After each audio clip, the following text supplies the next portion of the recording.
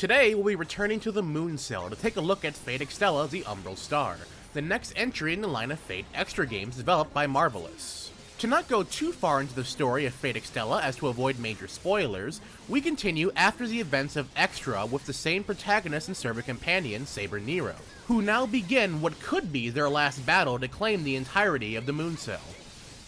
The modes found in Fate Extella consist of Main Story, which in you lead one of few main characters that the story revolves around in their own campaign.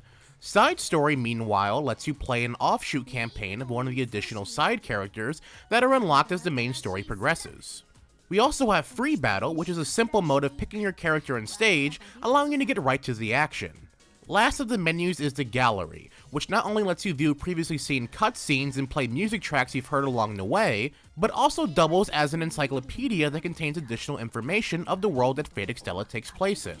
The gameplay in Fate Extella, we can liken it to that of the Dynasty Warrior and Musou games, in which you play as a single character and fight off dozens, or however many can fit on screen, of enemies, until you fight a stronger enemy that controls a sector of the map. Once a set amount of sectors is under your control, you can proceed to fight the boss of the level to complete said level. Not only that, but there are some RPG elements as well. For instance, the character that you select can level up as you fight more enemies, which in turn increases stats such as attack, defense, and so on. Another RPG-like mechanic found in Extella is the ability to craft and disassemble equipment.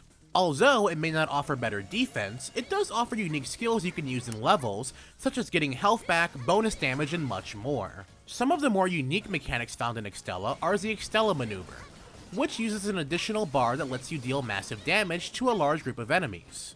Another game mechanic found in Extella is the command seals. You are given 3 to use in any given level. During battles, you can use up all 3 to power up your damage and health, or, when you are downed, you can sacrifice 1 to return to the fight. Or, all 3 to return with more health and do more damage. There are additional mechanics, but I feel they are best to be found and discovered as you play.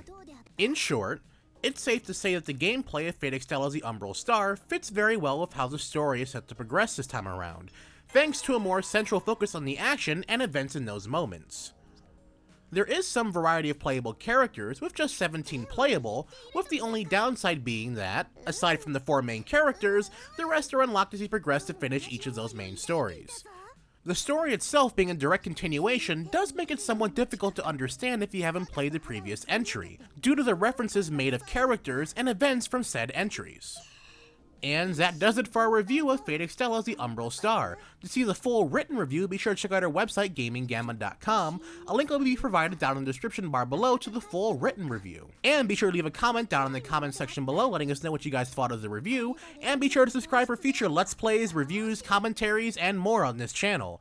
And as always everyone, this is GammaLad signing off.